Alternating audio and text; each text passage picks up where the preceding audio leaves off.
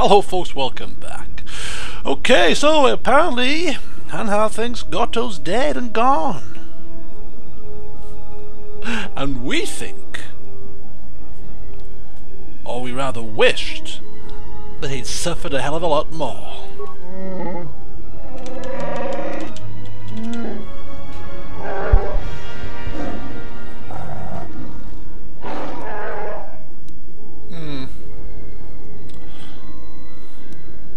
Yes, but our ultimate prize was not aboard the yacht.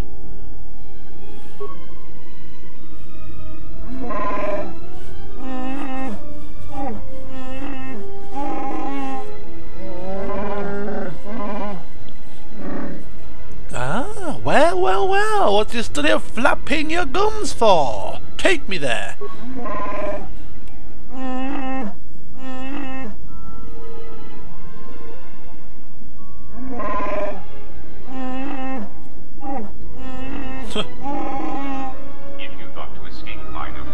What the hell? You would be wrong. As a token of my goodwill, I present to you a gift. This droid. It will serve you well on your journey. What the? How do you get on my ship? I'm afraid I do not understand what you mean. I speak plain English. I said, how do you get on my ship? Good grief, why would I want this tin can? As I indicated, this unit will remain with you and guard you. It will also serve as an effective voice for my orders during your journey. Good God. How bizarre. And how do I know it won't try to kill me? I cannot harm you. You are the key to saving the Republic. Pray that you do not prove yourself otherwise. Oh, Goto, how catchy. The G-O-T-O, Goto, has joined your party. Special powers over droids and cannot set off mines. Isn't that handy? Well, fine. Not one to look a gift horse in the mouth. Except, but I will keep it under close watch. Or rather, Bowder, the technical guru, will keep it under close watch. And any sign of misdemeanor, and it shall be in the recycle bin.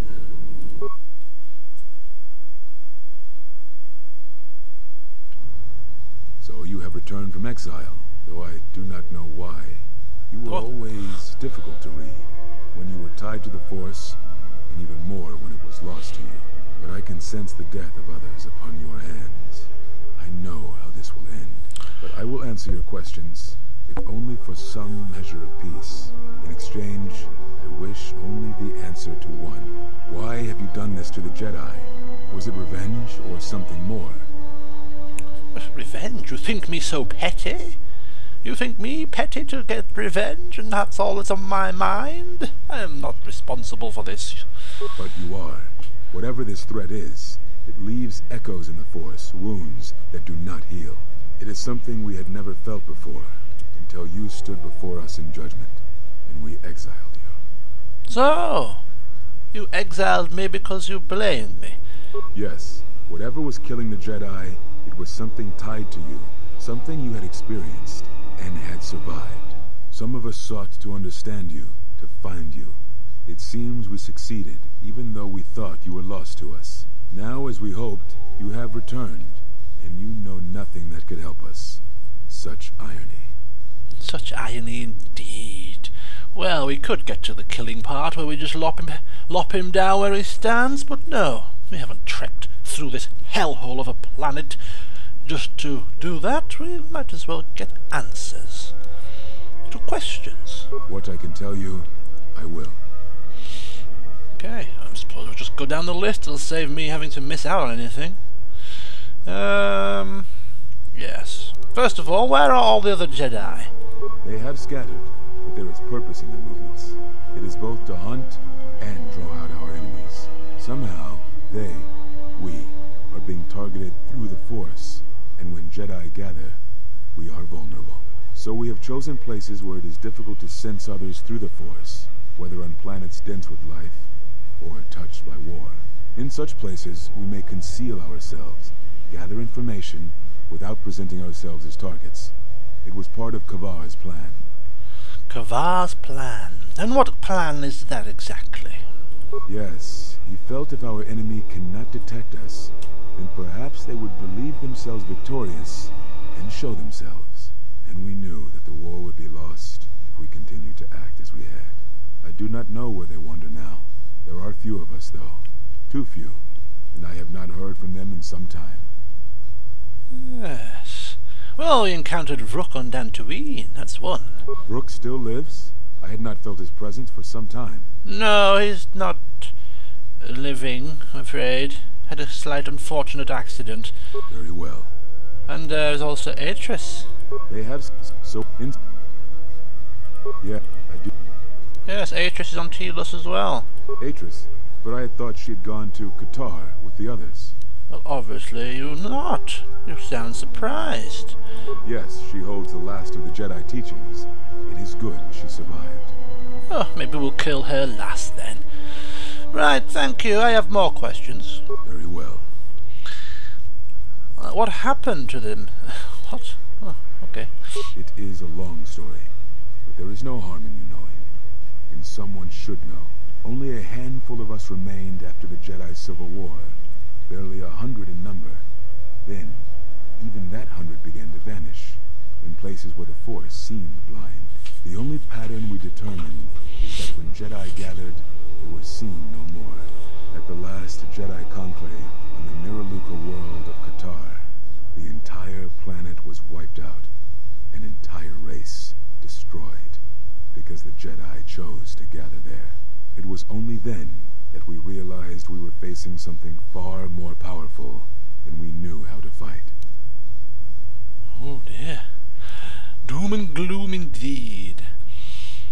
So is that why you hid? We could not allow the fact that when we gathered, we placed everything around us at risk. A Jedi's life is sacrifice, but we cannot allow our presence or actions to endanger others. And we cannot fight an enemy that will not reveal itself. But any Jedi, anyone who was strong in the Force, who attempted to track down such a threat, vanished without a trace. It's not a good sign, is it? Quite scary when you can't see what's attacking you. Tell me about this threat. I know little about it. I know more of the absence it leaves behind than its face. Whatever this threat was, it was targeting us and everything around us. Yet it was somehow weak enough that it was afraid to confront us openly. If it believed us defeated, then perhaps it would finally show itself. It was a faint hope, but it was the best we had. It was KOTOR's plan. He was always the greatest tactician among us, and had seen war more than the rest of us. Okay, other questions? Very well. So, I need to know exactly why you cast me out of the Order. It's been bugging me for some time now. Some clarity, some finality would go a long way to cleansing me, you know. We told you it was because you followed Revan to war, but you ask because you are not certain of that answer, nor were we. No, it's a sham. The day we cast you out, that is the moment I decided to leave the Order, because I do not believe we truly faced the reasons you were exiled, and if we do not examine such truths, then we are already lost. I think it was because we were afraid. It is a difficult thing to live one's life with the Force. To see a vision of what it would be like to be severed from it, it is more frightening than you know.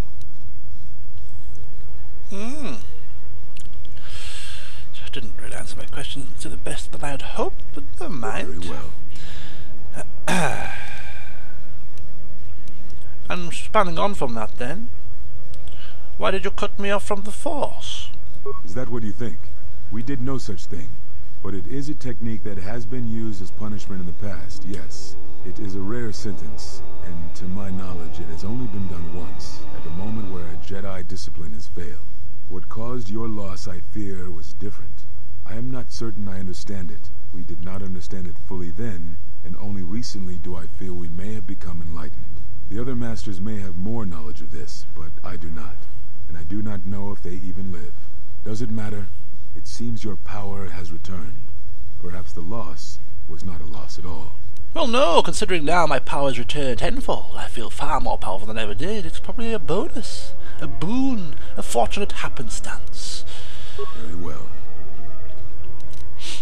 So, at the end of my trial, you and the other masters had something happen to me. What was that something?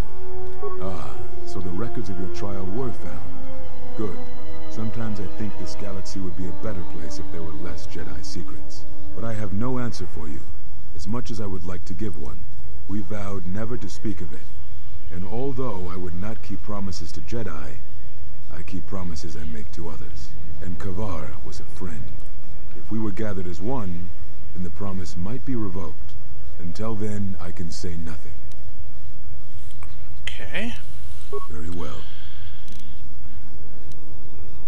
And why are you on Nar Shaddaa? I had thought perhaps that here upon the Smuggler's Moon, I might find some evidence of the threat we faced. The bounties on Jedi and their disappearance. I did not believe the two were connected, but there was a chance. And the strong currents of life here on Nar Shaddaa make perceiving a Force user difficult. I could use it to cloak my movements and watch without being discovered. Okay, and finally indeed. Do you know anything about Force bonds and how to end them? Just curious. Yes, such bonds are a connection that can be formed at moments of crisis, or in the slow understanding that grows between master and apprentice. It is most common between two beings who are sensitive to the Force. It allows the transmission of feelings, of influence. It was something you were gifted with, as I recall, before your fall. You formed such attachments easier than most, even to those who could feel the Force only faintly. Even Brooke could not ignore it, which is saying something. Is there any way to remove this bond? I do not know. A bond between two living beings is not something easily broken. It is not a choice. It is like breaking a feeling, like turning away from the Force. One of you would have to die, but even then, the bond wouldn't go away. It would simply be empty. A wound. A wound? You mean I'm stuck with that old hag for life? Oh, God. Well, maybe if we keep her locked away in a cell at some point, these are just little mind games that go through her mind. She's not serious, of course. Right, okay, well, I think I've heard enough here. I think I've heard enough. Yeah, even... Yes, explaining about the bond with Claire. Nah, we don't need to. His lack of knowledge in this subject is kind of sickening, really, considering himself a master. Right. Okay, well, you have proved rather useful in your information. Nothing groundbreaking. I know quite a few of the things you have said already, but some not so bad. And you're not just cantankerous and condescending as that Vrook fella. So I'm going to give you a choice. What do you wish to happen now? Now I must take up the role I was ready to cast aside. This threat has finally revealed itself, and we Jedi will need to stand together. I did not speak fully of what I have felt. Staying on Nar Shaddaa, it is an exile of sorts, one that I have chosen. I, too, lost a Padawan on Malachor, not to the battle, but to the alternative, to the teachings that Revan brought from the unknown regions. And I was not the only Jedi Master to watch a student turn on them. Oh. So, you blame them? No, they were not to blame, but many of the Order did so. It was a difficult time, a time of strong emotion. Perhaps the Council, perhaps the Order itself, had grown arrogant in their teachings. It is easy to cast blame, but it is perhaps time the Order accepted responsibility for their teachings and their arrogance, and come to recognize that perhaps we are flawed.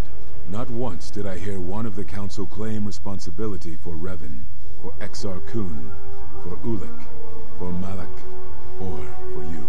Yet, you were the only one who came back from the wars to face our judgment. And rather than attempting to understand why you did what you did, we punished you instead. Our one chance to see where we had gone wrong, and we cast it aside. And now, that decision has come back to us, and may carry with it our destruction.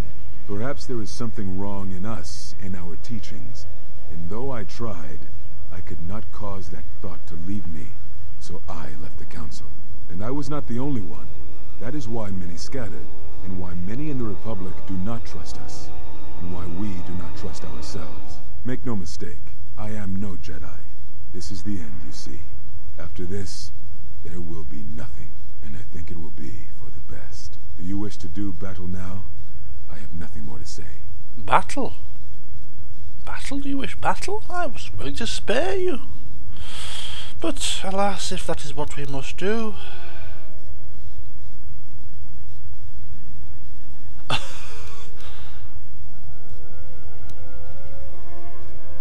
not going to start talking about redemption and all this kind of mumbo-jumbo. But yeah, I want to let him live. Seems more of a punishment? Yeah, maybe so. Maybe, well, not for that specific reason, of course. I just think that he's sort of shown his true colours. Spoke the truth, that exiling me was wrong. And, you know, Shalar likes it when people admit their mistakes. It's taking a sense of ownership over their errors, rather than hiding and putting on a false front. I appreciate that. So I'm going to suggest that we not fight. Let your living be a punishment to other Jedi. Make mistakes, and you suffer the consequences. It provides no comfort at all, for reasons in which I still must keep secret. Suffice to say, redemption was not Revan's choice, and I have never believed those of the Council who attempt to console themselves otherwise for the crime they committed. Well, and is there anything you could teach me? Any knowledge would be greatly appreciated. Think of it as repayment. But we have spoken enough, I think. In words I think dull us both. Let us speak through the Force, through sparring. This is a long war, I fear, with many battles left to fight. You will need to conserve your strength when using the Force, if you hope to make it through the long road ahead. This form heightens your affinity to the Force, allowing you to gather your strength faster, even in the midst of combat. Oh, it's teaching me a Force form. Perhaps exile has been good to you indeed. It has certainly not dulled your instincts, nor the speed at which you learn. I shall go to Dantooine, to the ruins of the Enclave. If you gather the others, I will meet you there. And thank you, exile. You're returning. It is good that you are back among us.